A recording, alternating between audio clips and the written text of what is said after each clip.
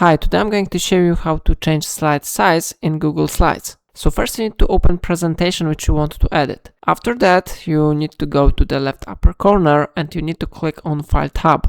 Then you will see here a lot of really useful options. One of them is page setup. We need to select this option because here you can modify the page settings. On default it is set to widescreen, but if you click on this option you can see here different settings. I recommend you to go here to custom settings, and now you will be able to modify the centimeters here. So for example, I will change this value maybe to 10. And now if you want to apply the changes, you need to click apply button.